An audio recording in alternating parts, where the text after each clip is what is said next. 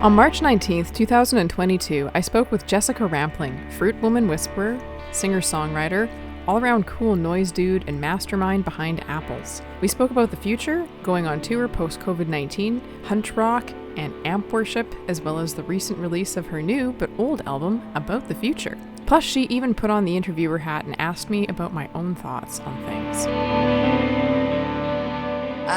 Hi, my name is Jessica Rampling, and I'm also known as Apples. I'm coming to you today from the upstairs of my friend's house in sunny Nanaimo.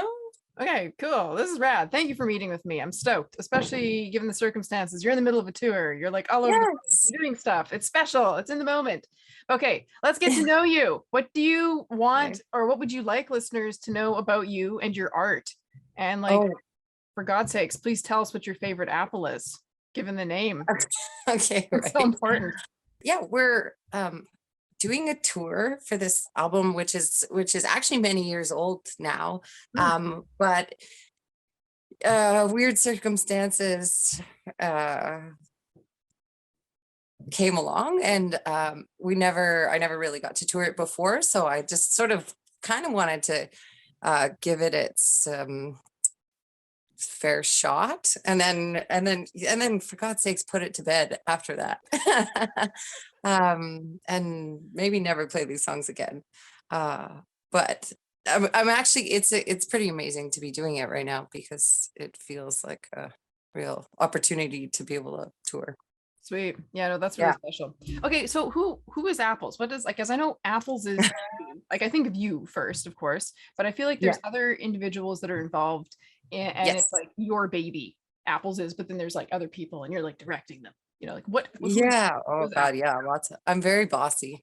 um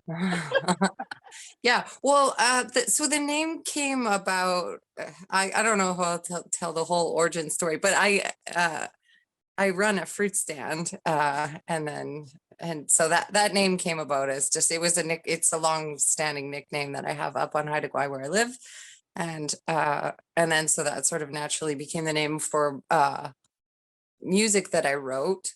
But it's very much a collaboration between a lot of people. There was like to make the record, it was a collaboration between Liz Reed, Brandon Hoffman of Blocktree, Malcolm Jack of Data Plan, and Daniel Ruiz. Sorry. Dan's in a whole bunch of bands, but I think his main project is Leisure Club. And so we actually toured as part of Brandon's live band Blocktree, and then I just sort of like we all got along really well, and I was sort of poached the band for the recording. So the record is largely it's very much their voices for sure as well. But so it's weird, you have this like thing that's you, but it's not really you. Anyway, collaboration. It's like, I guess you could say, like, God, project management. kind of. Yeah, feels weird, right? Like, is this side really project management? Yeah, exactly. But it's cool. It's cool. I'm really stoked on it. I really appreciate knowing that really adorable feature with you in the fruit stand. I'm sorry, that's just something that I love to know, and that's a part that's inspiring the name. That's really adorable. But I will say, just stepping back from that really endearing piece that I find super charming, the music itself is beautifully experimental, and there's just like a lot of really great sound. Like, I guess I'm running out of words, but I often find things that feel textural to me when I listen to them are really engaging, and I find there's a lot of textural experiences, and there's just a lot of really cool directions I'm taken on when I listen to your most recently released album, About the Future, and I really enjoy that. Is that a big part of your creative process? Is that a part of what inspires you, is getting into that feeling of the sound, or is it an emotional thing, or is it what goes on there when you're writing? I mean, all of those things, both. Like I was in an experimental band for a long time. Not a long time, it was a relatively short time, but and that was absolutely part of it. We would just nerd out. It was like we played we called it hunch rock, which was like the five of us would literally just sort of hunch over our pedal boards and yeah, the amp Oh, that's good. guitar amp worship. Yeah. So yeah, that's always been a part of, yeah, tone, man. It's all about tone. But then when we made the album, we recorded it with Colin Stewart at the Hive, and he has like this beautiful studio with like a whole buffet of like every instrument and pedal and gear that you could want. And we just, like sort of worked with him and just like came up with all kinds of cool things. Yeah. Sweet. That's great. I love that. Wait, say it again for me. Is it hunch worship? No, Hunch rock. hunch rock. Yeah. Because you're like Yeah. hunching over and then you're engaging in amp worship. I love that. That Yeah. like made my day. That made my weekend. Thank you for that. Yeah. I'm also, I found links on your page for Apples to Heavy Days 1 and 2. And that's Yes. really fun stuff. Do you want to talk a bit about Heavy Days 1 and 2? And like I like how they've got two separate, Always. Yeah. right? I always want to talk about Heavy Days. Please. Yeah, that was the experimental project that I was talking about. And it had two incarnations. Our buddy Dave Snyder was part of the first one, and then he moved back to Ontario, and we didn't really feel like we could change the band or could keep it the same, so we became a new band, Heavy Days 2. How does Apples depart from that? Because I do feel there's Yeah. like connections, and obviously Apples is your baby, as we were talking about earlier, but what are some distinctions that you yourself, when thinking about that in comparison to those other projects or those bands, what is that departure? Like I think writing songs as a solo artist actually just sort of came about as a way to like to get into bands, or like to sort of propel.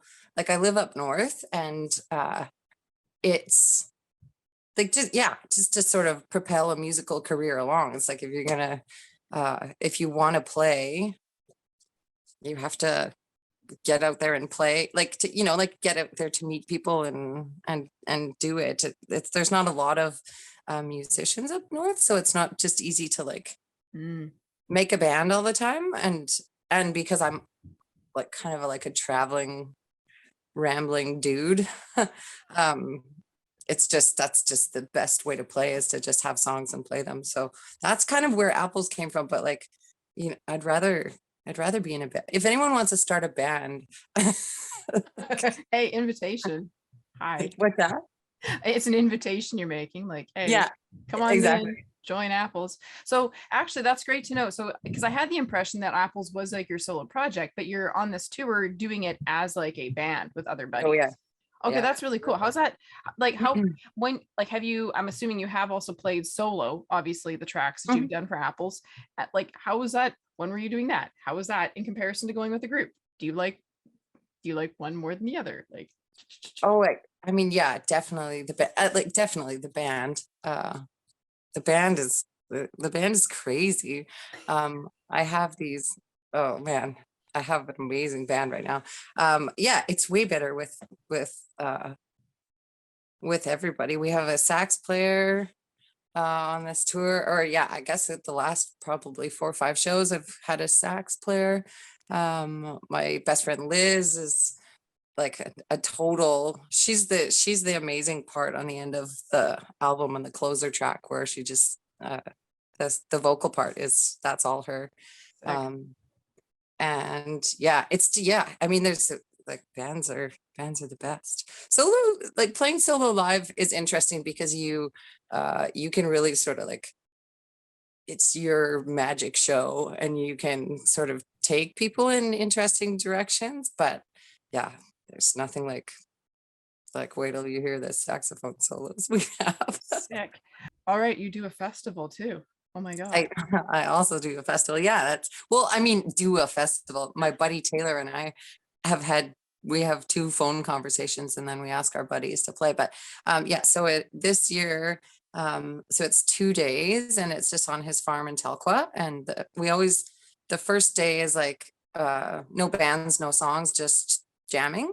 And then the second day, or like just open format bands, or like open format jamming. We're not too rigid about it. And then the second day we have 8 bands play, and we try and make it a little bit weird, like get diversify the lineup so that it's like just, a mixed bag. And yeah, we have it as close to solstice as we can. And the days are really long, and it's a good time. Sweet. Okay, so you gotta Yeah. follow Jess's social medias to find out more about Future Fest, to keep you in the Yeah. loop so you don't miss it. Thank you for Yeah. that.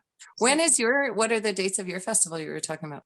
It's actually June 17th through 18th. We might Oh, extend it. I hope that doesn't same conflict with days, No shit. exact same days. Oh Yeah. fuck. Okay. Yeah. Well, at least they're in different locations. There's not like, a fight for a Scrabble for people, Yeah. For the free jazz band that we'll be booking. Yeah. Do you want to talk about your art practice, or what gets you going with doing your auditory and audiovisual art? Because there's a piece to both when you're doing music, right? I guess it's varied, it's really varied. Like when I'm just in my living room, I like playing songs that I like to sing, and that's great. But I also really loved, like, when I was in that band, we would just sort of go to the jam space and experiment for 3.5 hours. And then we would sort of listen to what we did and go back over it. Like, there's so many ways to like interact with music, and it's, yeah, I guess I'm a sampler of like, try it this way, try it that way. Like, it's all good to me. It's all like, there's like stuff to get out of all of those things. That's great, because then that keeps things always fresh. And then you can't really like sometimes people can get stagnant, and they're always doing like one way, and then they fall into a trap. Oh, okay. No, that does happen. And this is like your fix it, do it differently. Yeah. Nice. Well, yeah, you just have to keep going. Just sort of keep going. At this point, it feels a little like it just like, these songs are old, and well, they are. They're old to you, but everyone listening doesn't know. Yes, they're like, yeah, this is my jam. Fresh tracks.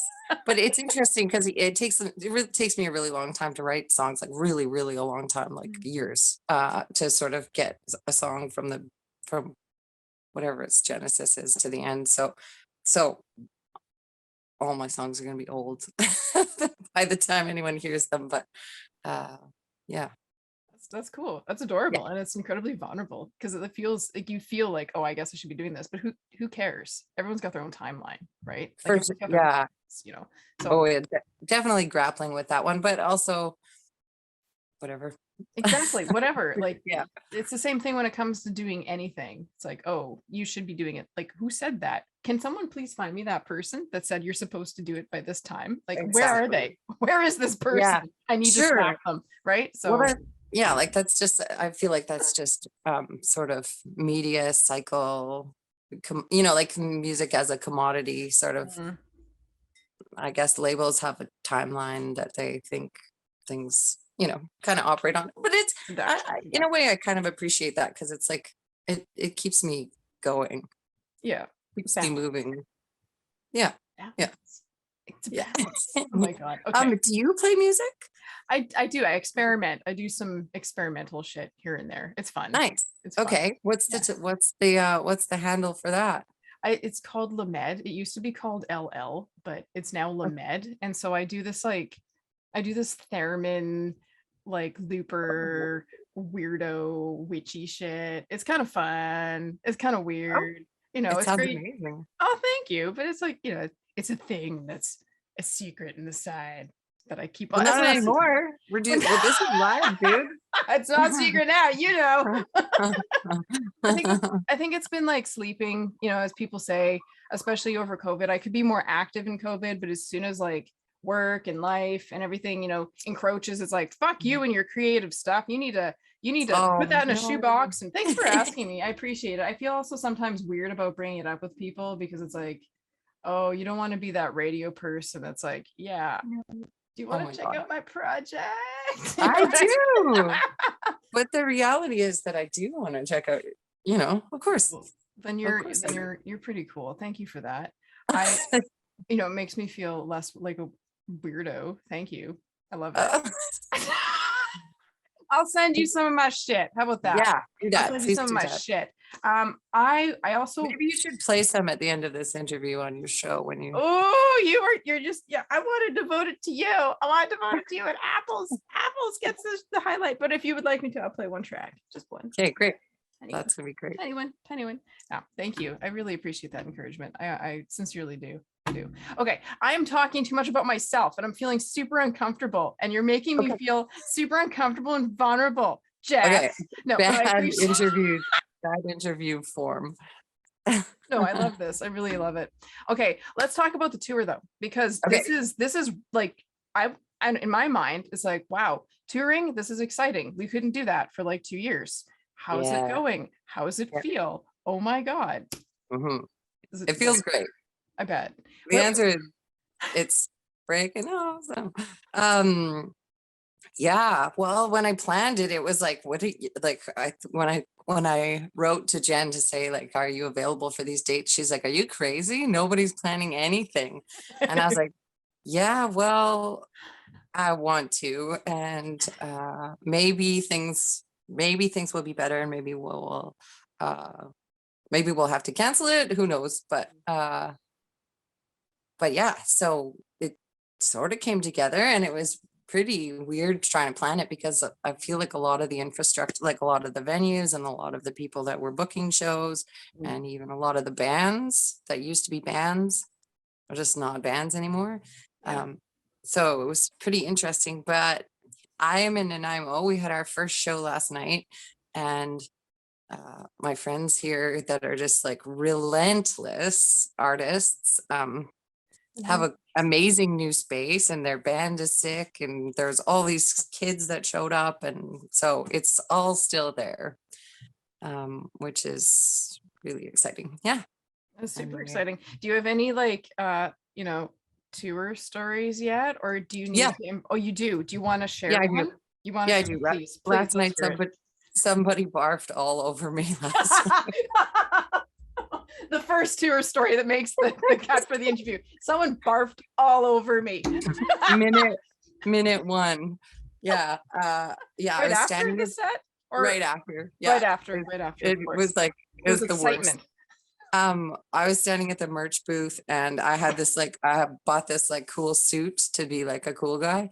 And I was like, okay, I'm going to wear this every night of the tour. So I was wearing a suit and this poor guy comes up and first, I think he asked me if there was beer and I was like, no, not a bar. And then he gets this, he's like, oh, okay, then could I have some water? And I was like, yeah, you bet, buddy. And then I gave him this cup of water and then he started to throw up. But the second one, he held the cup up to his mouth and it just went. It was like a jug band, when you sort of but projectile. It was projectile vomit over the cup. All over everything. Exorcist all over style. Oh literally my God. Everything. I was like, this is a fantastic omen. This tour is going to be fantastic. Yeah. What would be the word? I guess you could say that would be like the baptism for the start of the tour. Rock and roll baptism. Oh my God. And some random dude's vomit. That was projectile. Okay, well, that sounds like a great, that sounds like this is starting off without a hitch. It's awesome. Great. Okay. And so you're going to be going across the island and you're also going to be hitting up Vancouver too, right? That's right. Oh my God. Exciting. Yeah, that Red Gate show is going to be so cool. When is that actually? Is that happening?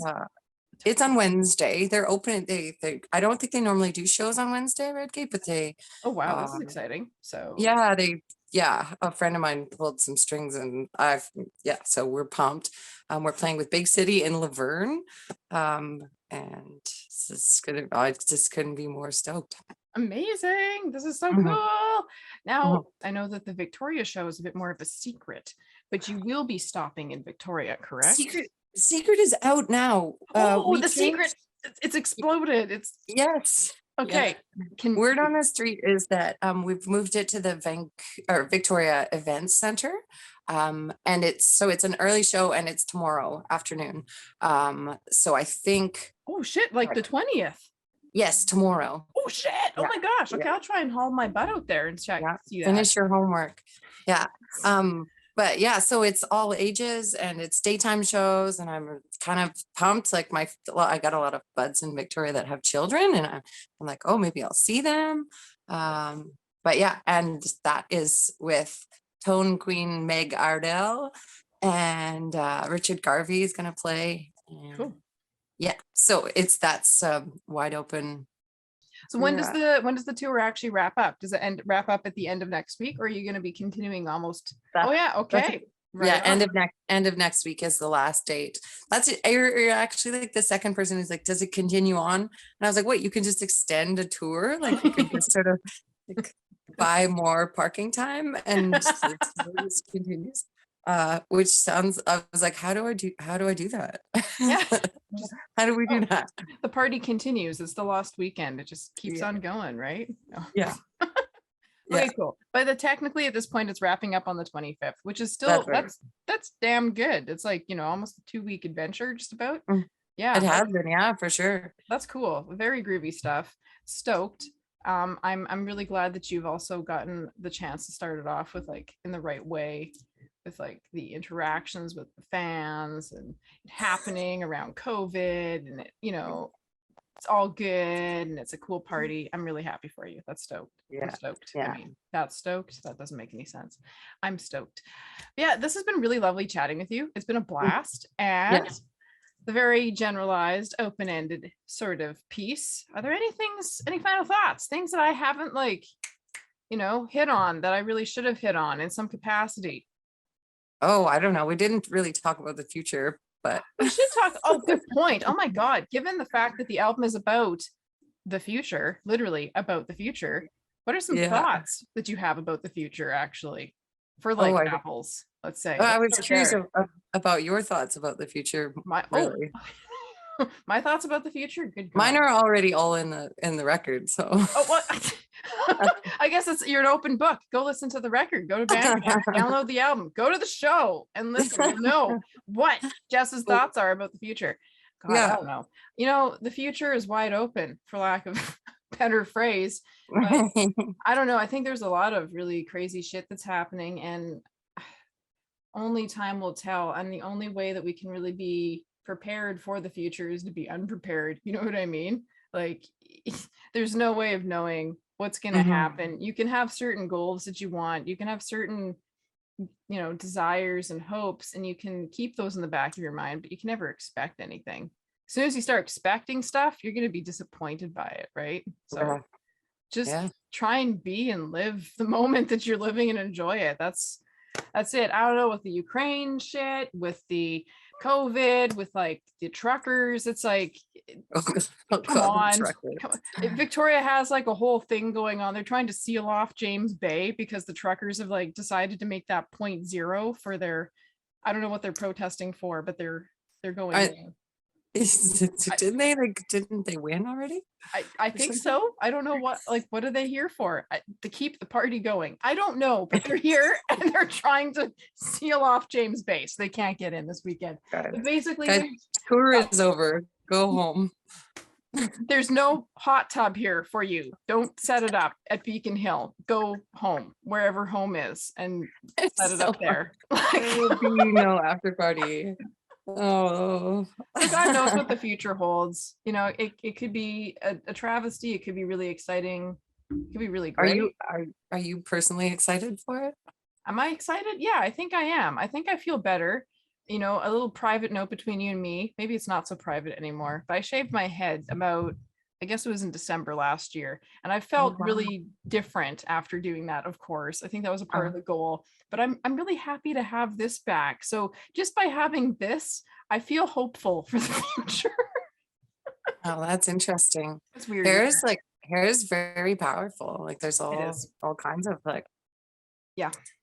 it's a power in hair. Can I ask why you did it? Yeah, sure, sure. Now, the reason I cut it and the reason I shaved it, there was twofold. I kind of felt that I was leaning on my hair a great deal, and that it was something that really I think was a big part that I tied into my personality in a sense. You know, it was like a Uh-huh. part of who I am, and I kind of wanted to know that there was more than just my exterior, right? So like Uh-huh. removing that was like an immediate, okay, ego death right now, bang, you're going to have to face whatever else is in your world that is meaningful about who you think you are. And that was a big part of it.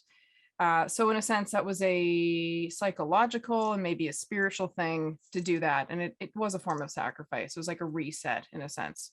And in Yeah. more superficial terms, I had a lot of split ends. So I just had to start over. But Yeah. Yeah.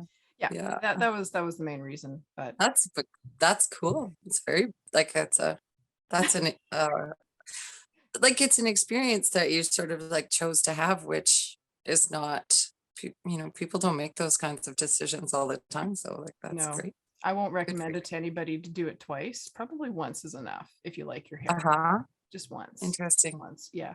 And at a point when you feel like you can deal with that, because it is like it's a jarring thing. It's a jarring experience, especially at the grow out. Oh my God. Oh, Oh yeah, I bet. that was the hardest Oh, part.